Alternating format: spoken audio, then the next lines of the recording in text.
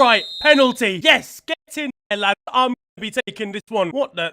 Are you okay? What's going on, man? Yeah, no, I'm fine, mate. I don't know why you're asking that question. Ah, he's got bad internet. Bad internet? We're here in real life. Bro got that high ping.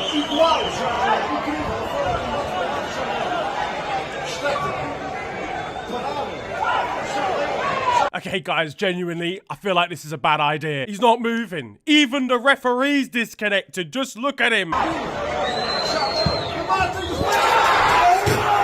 Sorry about that one, guys. That's my bad. Yo guys, it is your boy Nirin here, and you are watching FTW. It is of course the series where I bring to you the best and more frequently the worst of what football has to offer during the last 7 days. What's been kicking off in the world this week? Well, we saw the 2024 Golden Globes. They took place this week, featuring film's biggest names. So when the fans go to Luton, they have to walk through people's back gardens. What? I know. Christopher Nolan's Oppenheimer took home a total of 5. It was 3 hours long and I needed Subway Surfers at the bottom of the screen, but it was pretty good. A Britain here taking over. Not the only small island threatening to get the better of Hollywood this week. To be fair though, the biggest robbery in the support category. Kevin De Bruyne with that many assists this year and not even a nomination. Let me talk. A team that isn't winning any awards at this rate, though, is Arsenal. Their downfall this winter has been truly something, after they exited the FA Cup thanks to a 2-0 loss to Liverpool. One sec, just need to drink the Arsenal fans' tears. They confirmed on Twitter that their FA Cup journey was over, but did it really even start, though? Now, they were wearing an all-white kit for this one, as they have in previous seasons, to raise awareness for the No More Red campaign, shining a light on and trying to prevent London City knife crime. No more red, but unfortunately their form has a lot of red all over it. Because I can't lie, these lot are finished at the moment. They were dressed as ghosts, because in the final third, nobody turned up. Their shots to goal record right now is an absolute travesty at the Emirates, and Ian Wright has seen enough. He reckons that Arsenal need a killer. Look, I know Gabriel Jesus has been poor, but I think that's a little bit over the top.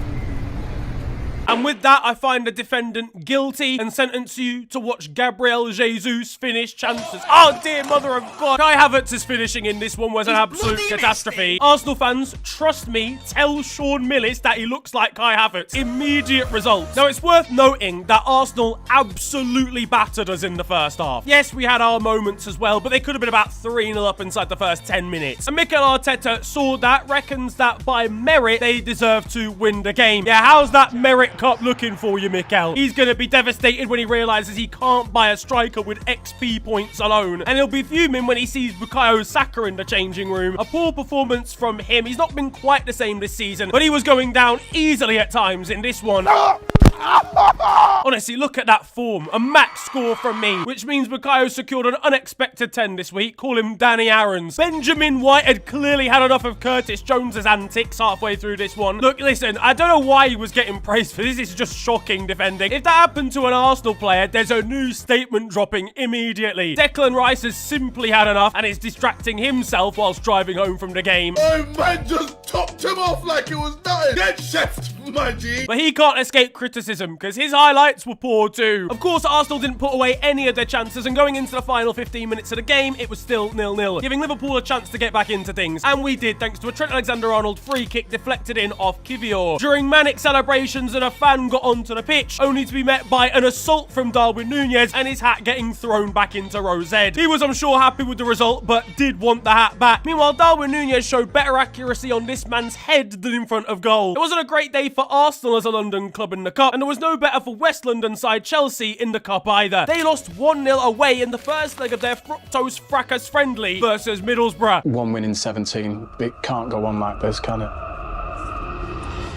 It can. These lot honk. How are they still losing daily? Chelsea fans at this point are just depressed, watching them lose to a train station in northeast England. Cole Palmer in this one, they missed sitters all over the gap. He was looking like a completely different man in front of goal. He spent 45 minutes as a striker in this one, and the spirit of Romelu Lukaku entered him. Cole will understand the state of play, realizing he's been cursed by Astrid as well, because he's not cold Palmer anymore. The guy is hot. Wait, actually no, pause. He's had a sensational season, but things have really fallen apart for him now that he's forgotten all of Pep Guardiola's instructions instructions and advice and wasn't getting a single handshake from Maurizio Pochettino at full time. There was no VAR for this one because Middlesbrough's Riverside Stadium didn't have the technology involved. That's the official reason, but in reality, officials just didn't want to have to watch Chelsea twice. The Middlesbrough that turned up for this game a completely different entity to the rest of their championship campaign because they'd not won at home since November, and that is where we come in. Sack off the Carabao though for a second. We're back in the FA Cup as Newcastle took on Sunderland. Now, the build up to this one was monumental because there'd not been a Tyne-Wear derby in ages. Sunderland fans got a statue of Alan Shearer wearing a Sunderland shirt. Fuck off. There was aggression before kickoff on Twitter, aggression before kickoff in the towns themselves, and aggression during the match as well.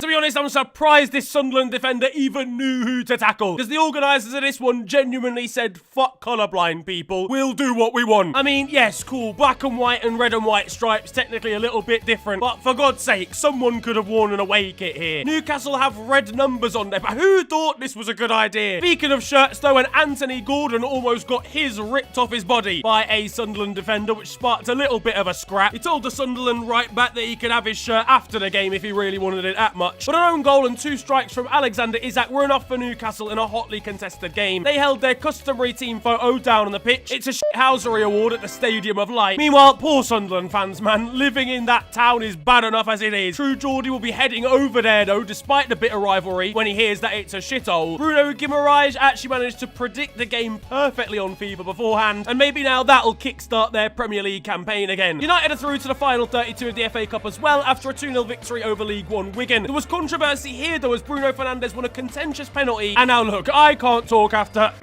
last week's antics, but needing to flop to the floor like this versus a current League One team is a bit embarrassing, lads. Bruno is in severe discomfort when he feels the elbow hair of a Wigan defender brush past him. Ian Wright's opinion on it was that it was a clever decision to go down, despite calling for Diogo Jota's head for doing the same thing last week. But on it, Bruno, the Golden Globes, they've already happened, mate. It's too late now. So if you look closely, you'll see that he's actually dived. No way. But in the crowd, and there was even more ridiculous stuff going on, because why has this 10-year-old Wigan fan got a vape in his hand? Find my man's parents immediately. You're not going to be able to see the rest of the room when he jumps into Year 5 geography next week. Scott McTominay was fuming after being hit by an elf bar at half-time. Fucking threw a vape at me. Raspberry one or something. Fucking stinky dickheads. Walking into a SATs exam with a lost Mary is crazy. This kid's 9 and his lungs look like a walnut already. Please stop it. Don't smoke, kids. This, ladies and gentlemen, is the Luke Littler effect. Given he's 16, to be fair, this is probably his older brother. No way he's 28. Thankfully, though, for him, this game wasn't an Old Trafford, and he didn't bite at that stadium, otherwise he'd have ended up with food poisoning. Alejandro Garnacho was squaring up to Callum McManaman, asking him who he was. Well, Alejandro, as someone pointed out on Twitter, he's won an FA Cup and you haven't. Meanwhile, Luke Shaw's still supporting the lads, and he was asked how he'd be celebrating United's victory. I'll probably just treat myself to a kebab.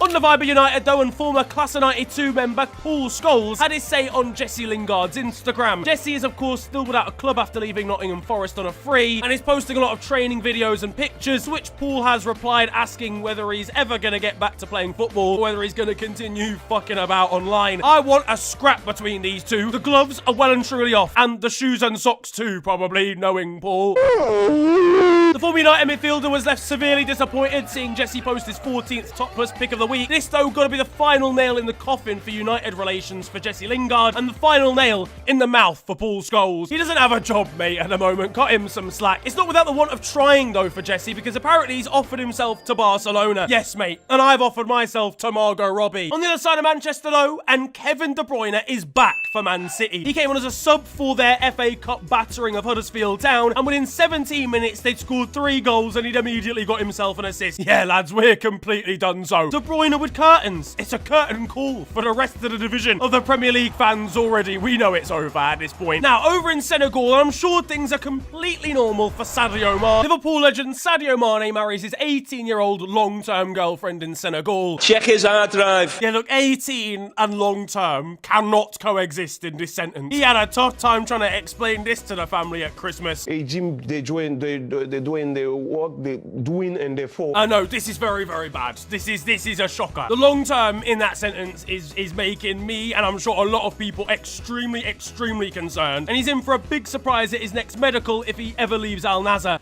No. Thoughts on this one? Basically, No. Elsewhere, and Callum Hudson-Odoi had some explaining to do clearly over on Insta after a fake document from ages ago got leaked. A spoof one involving celebrities that had visited Epstein's Island. Now on this list, for some unknown reason, was Mikel Arteta and Callum Hudson-Odoi. Somehow, all these years later, people actually believed that he went there. So he had to come out and explain the fact that he didn't go. Brother, you were 4 years old when this all happened. It's okay. You weren't there. Your career at Nottingham Forest and Chelsea, fine, illegal. But this, you weren't involved. Meanwhile, there was some criminal activity in the VAR room in the FA Cup, as Dominic Calvert-Lewin received a disgraceful red card for a challenge against Crystal Palace. I don't know. I mean, if it's a red card, the game's gone. Thankfully, it has been rescinded. But imagine if you had a screen, like, to decide, like, a second chance to make the right decision at the time. Give the referee a 3-game suspension instead, because VAR is making decisions more questionable than Prince Andrew's phone book. Next up, though, in a segment sponsored by the FNG Transfer Roundup. So then I said, look, listen, I'm not eating your toes, babes. I'm not Paul Scholes. Hey, yo, sorry about that. Yo, we're back with the... Timo Werner has joined Tottenham. The German has moved from RB Leipzig on loan till the end of the season, and Chelsea fans firmly feel cheated on. And you're an adulterer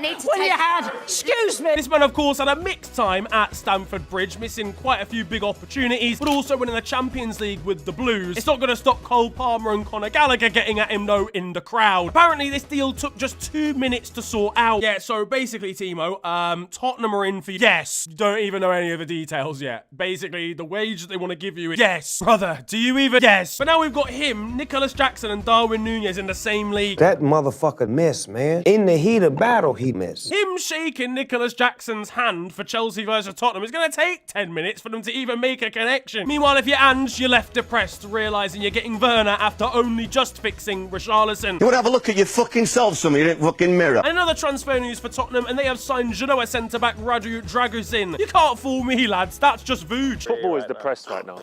We are in peak depression, bro. Now, Tottenham weren't the only club interested in him. Apparently, Bayern made a late move, but the Romanian had already given his verbal word to Spurs that he was going to join. His agent and management said they couldn't believe that he'd still chosen Tottenham. I mean, regretting a transfer before it's even happened is probably a new level for Spurs. Liverpool's club coach got caught going through a red light by the police this week, with the driver being fined about £8,000. I mean, how could someone miss a red light? Okay, yeah, see, that now makes sense. At Chelsea, youngster Michael Golding thought the official wanted to shake his hand before making his debut as a sub. He didn't. He just wanted to stop him from going out onto the pitch, but it's a lovely, wholesome moment, bless him. And speaking of youth players arriving in the FA Cup, and at Blackburn, Rory Finneran made his debut for the club, but wasn't allowed to wear their sponsor because he's only 15 and they sell vapes. I mean, it didn't stop the kid in Wigan, so... Will Grigg up the chicks, come on! At Leeds now, and...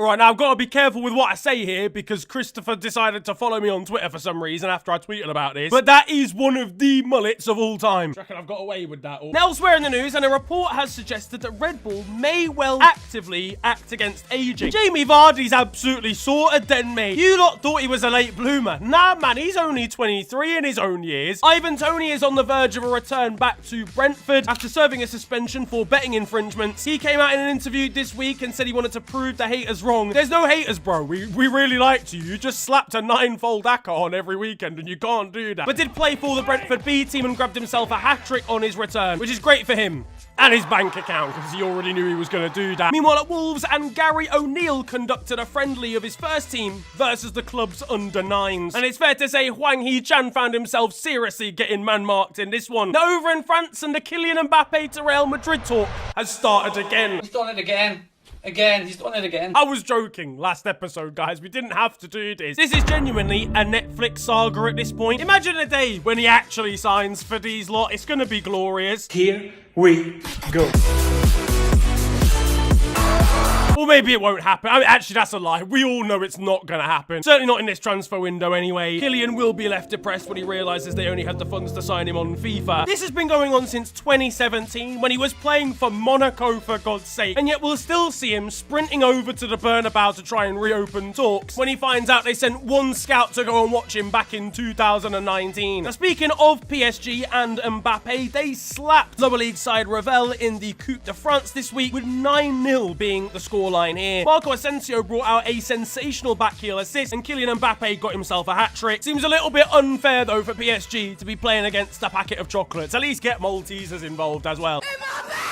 Staying on the Coupe de France vibe, and recently I told you the story of Martinique side Golden Lion, who had qualified for the last stages of the Coupe de France, but obviously being based in Martinique, in the Caribbean, it meant a ridiculously long away day to whoever they were drawn against. The draw resulted in them facing against 2020 Ligue 1 champions Lille, an 8,000-mile round trip, and a 12-0 slapping. Jonathan David got 3 goals and 3 assists. What more can he do for a 10? Their front four got entirely ridiculous ratings. Meanwhile, the Caribbean Ultras were trying to keep spirits high, watching their side go 1-0 down after 9 seconds. The first goal doesn't count. I said the first goal doesn't count. Nemanja Matic has decided he's going to be leaving Rennes already after joining the club in the summer. He's already been seen at the train station. He left a WhatsApp chat about 25 minutes after his medical, and he's cleared his locker already, apparently because the club promised to send his kids to a school nearby, and that hasn't materialised. At Châteauroux now, and we've got the worst Panenka attempt of all time, quite rightfully resulting in footballing assault. Meanwhile, shout out to Rodez. For some reason, I don't know how to pronounce this team. They have had the longest away record probably of any team in Cup history. Having played 25 consecutive Coupe de France ties away from home, they've finally got a home draw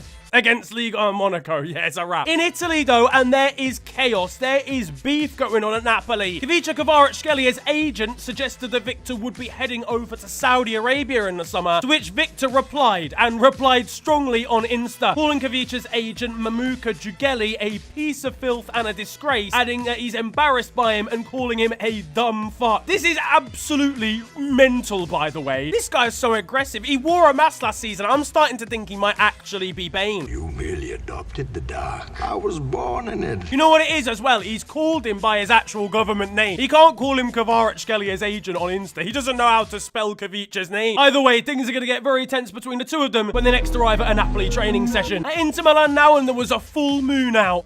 Two of them. An Italian air. As a last-minute goal and winner versus Verona saw Davide Fratesi reveal a little bit more than he was bargaining for. Yeah, he accidentally got his arse out for this goal celebration. No one put it back in for him. Well, I guess you wouldn't really. That's kind of crazy, actually. Marcus Thuram brought out the peaches over on Insta and was left in awe seeing the celebration take place. Oh, look at him. Look at him staring at the bunda. She's got bunda. This was drama from start to finish, really. Verona then even missed a last-minute penalty in the 100th minute of the game. But hold on a second. Who's missed that penalty? Thierry Henry's back from retirement. Long time no see. I can't believe it. Someone said you was dead. Elsewhere at Inter, though, and this outrageous piece of play from Alessandro Bastoni went unpunished despite being looked at by VAR. I mean, how do you miss this? Like, that is a clinical arm across the face. This is actually a corrupt league, you know. The referee in charge of the decision has been relegated to Serie B. And I'm not surprised. This isn't just a light one. This is the people's elbow. The guy had a 3-course meal of forearm, elbow, and probably pasta, to be fair. Back at Napoli, and Pasquale Mazzocchi made his debut for the club. It went pretty badly as a substitute. He's going to find himself locked out of Napoli's training ground just 30 minutes after signing for them. At Roma, we've got some pretty innovative scarves that their fans are bringing to games. Right, so how much is it for a scarf again? It's 20 euros. Are you sure that's a scarf? Yep, no, ask questions about that one. And they lost in the Rome derby to Lazio, 1-0 being the scoreline there. Italian Parliament actually finished early just so they could go home and watch the game. There'll be absolutely no education system plan in place, but at least they got back to watch Serie A. They're down in the 3rd tier, and there were crazy scenes as father of Albanian striker Christian Spendi ran onto the pitch after an altercation involving his son and a different player to actually get into a scrap and punch the other player involved. And in the same division, we almost saw a ghost goal as the ball looped over a goalkeeper from distance, almost the halfway line, but bounced like against the base of the goal, meaning it came back out again, to the point where at first they actually didn't give the goal at all. But in the end, it was given, and for the best. The Italian government were probably present. Now that it's time for your goals of the week, and we've got a massive 4 of them this time around. We start off at Vitoria, where they need something spectacular, and they need it fast going into the last minute of the game. Step forward, Joao Mendes. Take about Eric Kapaito with this sensational acrobatic attempt over in Kenya. So good that even the coaching staff had to get involved in the celebration. The great goals keep coming as this corner is cleared away over in the A-League, returned with interest from this Don at Melbourne City. And finally, you didn't think I was going to get through goals of the week without mentioning this screamer. Take about lead striker Patrick Bamford as the ball is launched forward against Peterborough in the FA Cup. He chests it down and unleashes a ridiculous left-footed strike, but probably one of the best goals in the FA Cup you'll see over the last few seasons. Over in Spain, Arda Güler finally made his debut for Real Madrid. Surprised he didn't walk onto the pitch and immediately pull something. Ring, ring, pum, that hamstring. He's looking very different since signing for the club after waiting this long. Now, great start for him, performed really well. Elsewhere in his Real, teammate Jude Bellingham offered a ball boy a blanket while sitting on the bench. He clearly needed a little bit more, but he's really taken this celebration a bit too far now. And in their Copa del Rey tie against lower league side Arandina, the Spanish minnows actually requested what kits they would want in terms of shirt swaps. Don't know how they're going to decide who gets Luka Modric's shirt, mind you. It was a big upset elsewhere in the Copa del Rey as Unionistas in the 3rd division beat Villarreal. Their reward for a giant killing? A potential second one as they face Barcelona. Their reaction? Beautiful. The funny thing is though, they could actually win as Barca only just edged past their 4th-tier side opponent. Xavi was too busy getting the badge in. Meanwhile, at Sevilla, and Sergio Ramos was kicking off at a fan who was giving him grief from the sidelines during an interview. But you know what? I think I might know who it was who was giving him grief behind the camera. Un poco de respeto que estamos hablando. Ten un poco de respeto a la gente y al escudo. Respeta a la gente. Now, there's more serious stuff over in Germany as a pioneer of the modern game has unfortunately passed away. And that is in the form of Franz Beckenbauer, the original sweeper, an incredible defender and footballer at that. A Bayern legend that the German game will miss dearly. And clubs across the world and across Europe were paying their tributes and respects. And there was Joey Barton, who called him Frank. I hate it when pundits don't know anything about the football they're talking about. Hello all, and welcome to The Beautiful Game, the segment where we take a look at the poetic and brilliant side of the game that we love. We are back by popular demand for yet more glorious beauty. No! And that concludes The Beautiful Game. Now, things have been a little bit hectic over in Turkish football, it's fair to say, recently. Everyone just needs to kind of chill out, you know, have a little soothing bath, get a bath bomb out, sit in a jacuzzi and relax. Well, thankfully for them, Alanya versus Ankaragucu, that is exactly what they've ended up getting, but just out on the pitch instead. In Brazil now, and don't you hate it when you're trying to watch your team, you've just travelled miles and miles for an away day, only for a bus to drive in front of you whilst you're at a match. Yeah, no, I've never seen this either. Yes, go on, hit it! Who the fuck has parked that there, you little dickhead? That wasn't even the weirdest thing that we've seen down on the touchline, though, a Brazilian game this week, as we've got one substitute dressed as a clown. Well, it's good to see Anthony's ended up back in his homeland playing football again. I don't know whether that is some kind of mascot or what exactly is going on, but the Brazilian team continues. And look, I'm no expert, all right? But if I go down and a physio comes over to me limping, I'm not gonna have, like, the greatest amount of trust. Now, over in Japan, and we've got a cat getting firmly invested in what he's seeing on the TV here. He must have seen Kurt Zuma warming up on the bench or something to fall over like that. Up in Scotland now, and our Bros commentary team are not shying away from a difficult conversation about diving. Oh, back away. Oh no, it's the first booking. I was thinking it was a penalty there, but just by looking at Jay's reaction, I think you could tell that he went doing like a shot of tatties. That's a player falling on his arse too easily. Well, why not put it to a little bit more use at 5-a-side? Yes! Now, closer to home and at Swansea, apparently fans noticed some crazy clause or crazy inclusion in their new manager's contract. Yeah, I know what it is. It's an OnlyFans account. This is Johnny Sins, mate. Bristol City faced off against West Ham and managed to grab themselves an incredible replay. There were clearly salty West Ham fans on Twitter who called them hooligans, to which Bristol City replied saying that you pay for Twitter. Elsewhere, though, and as a defender, you're shepherding the ball out of play. I don't think I've ever seen anyone actually ask, though, whether the ball's still in play before. In the Czech Republic now, on, we've got an unfortunate goalkeeper who's blinded by the sun as the ball comes towards him, resulting in a pretty shambolic goalkeeping error. Ask Kanate for a hat, mate, and you'll be sorted. This doesn't even help. What the? Up in Scotland, and I can't believe it. Bonnie versus Clyde. I don't know, they must have had a disagreement at some point during the bank heist. Back in Brazil, you thought Kylian Mbappe was heading over to Real Madrid. Well, you'd be wrong, because Mbappe the Chope has ended up at Cruzeiro. On AFCON duty, and Yusuf Atal will be spending his free time playing on a PlayStation 2. But the guy's 3 whole PlayStations behind, you know. And on the theme of AFCON, there was some great stuff from the Democratic Republic of Congo, who decided to all get together for a squad picture in their club's kits. I love this. This should be done a lot more frequently. And at New England Revolution, there's the crazy story of Thomas Vaklik, who's left the club before even playing a game. Don't really know the ins and outs of this one, but as I think a backup goalkeeper, or whether he just didn't get like a foreign slot in terms of like registration, but before he even had a chance to play a football match, they've actually just released him. They got him out of there. Now that it's time for Still 0-0, and you guys know the score by now, this is a segment of the show where I bring you to the best of Sunday League and amateur football. And this week, we're heading to Denmark for a truly spectacular clip. Now, this goalkeeper has clearly been watching a little bit at Edison, because the ball's come to him, and he's decided he's getting it out of the sweeper keeper, right? But he's not done there. He sees the ball escape a little bit beyond him, and he's taking it further and further, all the way into the opposition's half. Surely he can't do the unthinkable.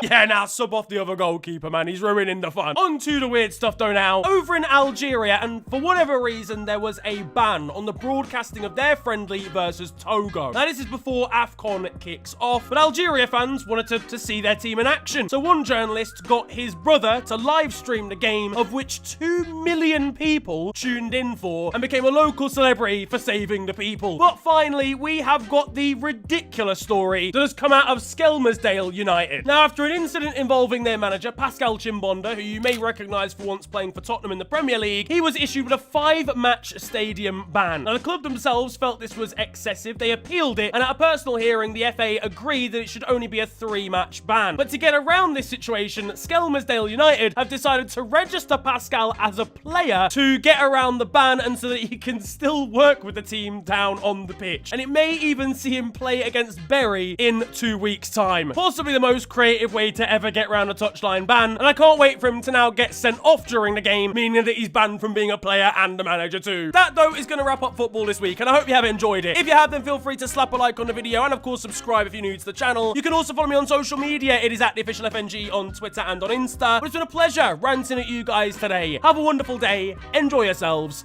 and goodbye.